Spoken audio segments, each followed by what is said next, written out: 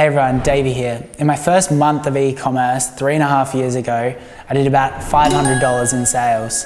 Last month, I did over $20 million in sales.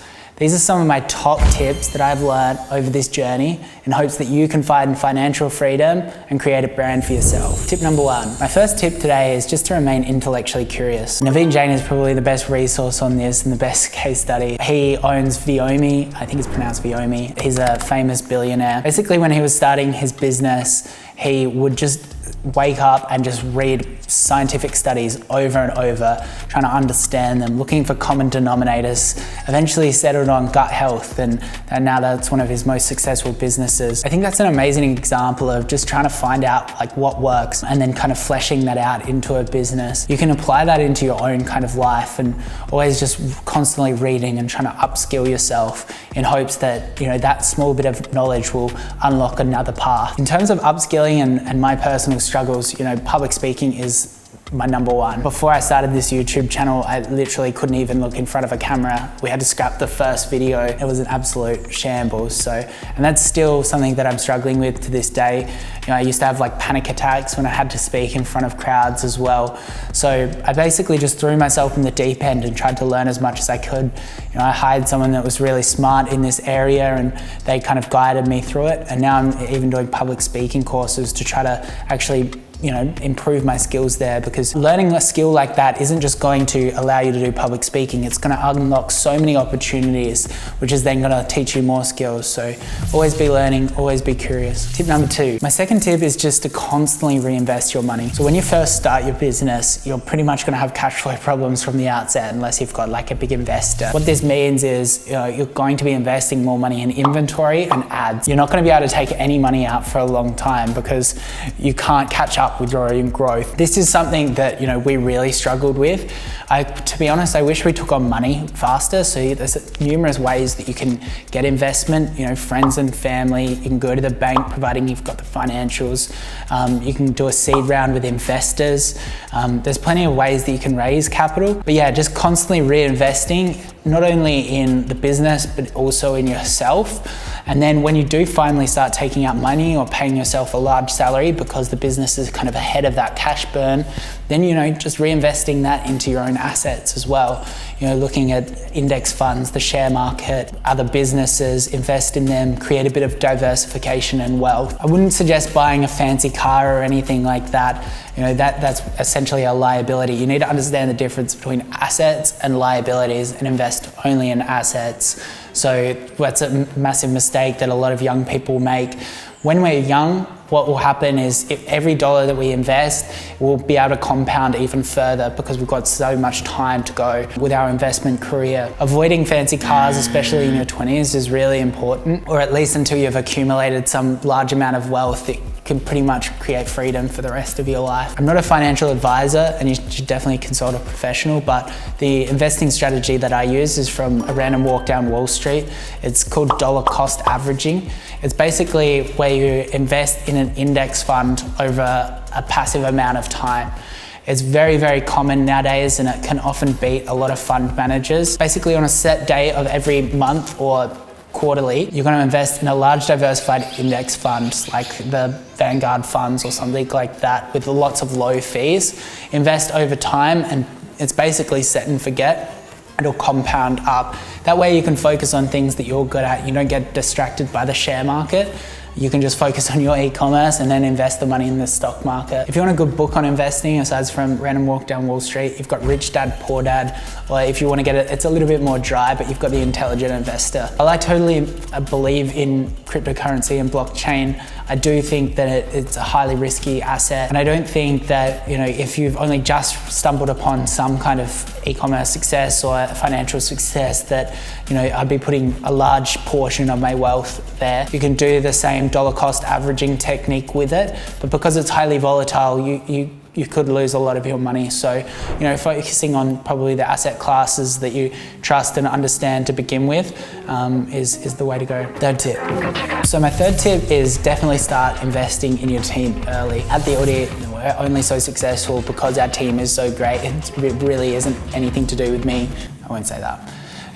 I probably didn't commit to our businesses enough early, didn't hire enough people, which left a lot of capabilities out of our team, which caused a lot of stress on lots of the systems. That was a huge lesson for me, making sure you hire a very capable, maybe a senior person in each department to then therefore grow out their team underneath them, because you want to have faith that you are going to grow to that large size. So really hiring the right people from the outset is really important, and as quickly as possible, because there's a large amount of opportunity costs that if you don't hire that person, you're going to be spending the time there, and then you're not going to be doing the thing that you're good at, which is maybe marketing. So you've got two options. You can either use a consultant or a contractor, or you can hire in-house.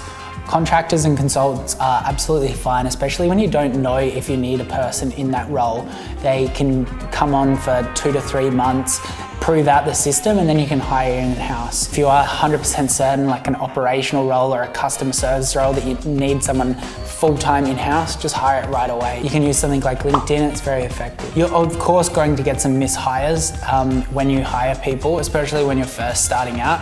This doesn't necessarily mean that the person is bad at what they do or unintelligent. You may just hire someone in the wrong role. You need to be quite clear about what you're trying to achieve from the outset with making this hire. And you can set up like a scorecard, like what does success look like, and clearly show that to them over like a 2, 6, 12-month period. You just need to really be hiring for attitude as well. If they are a good culture fit, they're friendly, they have a willingness to learn, then that they're the kind of adaptive people that you want to bring in your business early. Eventually, when you get to a certain size, you can also hire HR teams, and your managers that, like I said, are going to be hiring those people for you, so it does take a bit of stress off you. Tip number 4. So my 4th tip is around learning how to quit, or when to quit is probably a better way of saying it. You're going to have some bad ideas. You need to, when you're starting an idea, it might be a product, it might be a marketing concept, it might be even just a consultant or even a hire. You need to understand what you're trying to achieve, and then looking at the milestones or the indications whether that is actually going to work. You don't want to have to wait a whole 2 years to figure out if something's not going to work. If it's a product, you can just check out the return on ad spend in your ads manager to give you a really good indication whether that brand or product is actually going to work. Really having key metrics around what success looks like is really important, because then it will allow you to understand if you need to quit or focus elsewhere. Tip number 5, blocking out hate. Honestly, there's going to be so many people that are always going to tell you something's not going to work, or something that you're doing is stupid. You just can't let that influence you. You can't let what other people think of you sway how you feel about yourself. It just leads to unhappiness. A very small subsection of people that will get vocal actually online. If you think about how many people actually see something and then you get 1 or 2 people commenting negative things, it just doesn't even matter. Those people are generally just, upset about something else, and you just really can't let that change your approach to anything.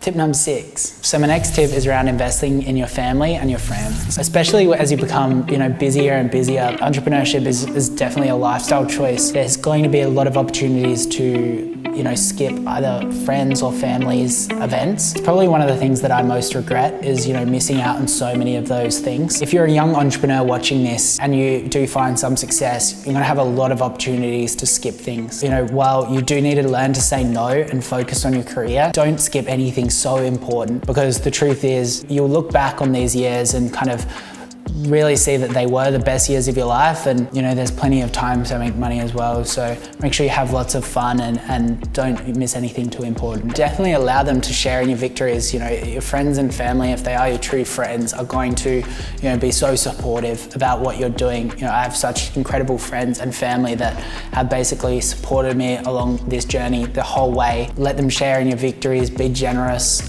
give them whatever they need. It's a really good thing to be able to do. Tip number 7.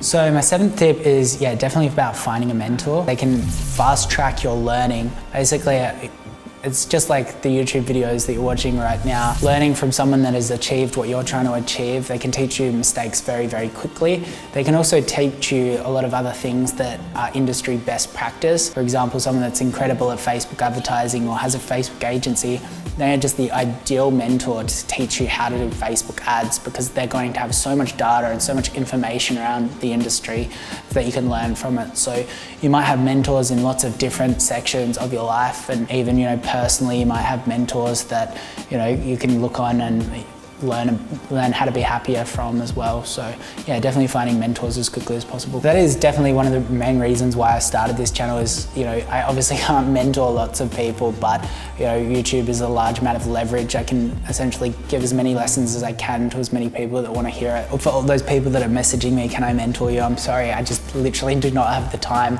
I get thousands of them, so just make sure you subscribe, and yeah, I'll help you in any way I can through the channel. Tip number 8. Focusing. Staying focused. 5, 6, 7, 8. My next tip is definitely, yeah, staying focused. When you figure out something that works, or you have that winning product, you need to remain focused on your flywheel, which is basically the thing that creates success that you can just repeat, the scalable system. A lot of entrepreneurs, they'll get really distracted away from this. They'll start focusing on things that don't actually matter, and don't actually provide, you know, value. Steve Jobs was probably the best example of staying focused on things. Staying focused is saying no to things that you actually want to do. It's not just saying no to things that you didn't want to do in the first place. So yeah, remaining really focused is important. Tip number 9. So my next tip is to make sure that you are learning from every single person that you meet. Everyone has knowledge that you don't have in a certain area. Nobody is beneath you. Everyone has something to share, something smart to say. So really making sure that you're asking the right questions to those people and just trying to learn as much as you can. You know, speaking less, listening more. I think that's something that, you know, I've probably struggled with in the past, especially in the early days where I thought I knew everything. But the more I learned, the more I realized that I just have no idea what I'm doing. So just really enjoying listening to people and learning from them. If you're the smartest person in the room, you're in the wrong room, and you need to go find someone that's smarter than you. Tip number 10, my last tip. My 10th tip is around avoiding burnout. You need to find a way to recharge. Everyone's kind of way of recharging is different, but everyone has one. So really trying to find and understand what that is to avoid burning out, because you're going to be more efficient long term if you are enjoying what you're doing. You know, it might be reading a book, but it might be completely switching off. It might be going out with friends. I saw myself burning out usually just through like walking my dog or something like that, catching up with friends. You know, I love exercise and training. I think that's really important to avoid burnout. You know, understanding if you're an introvert versus an extrovert will help you find, you know, how you can avoid burnout as well. So yeah, do some research on yourself, listen to yourself, do some meditation and figure that out. Thanks so much for watching. Make sure you subscribe. I hope the tips were useful. I'll see you next week.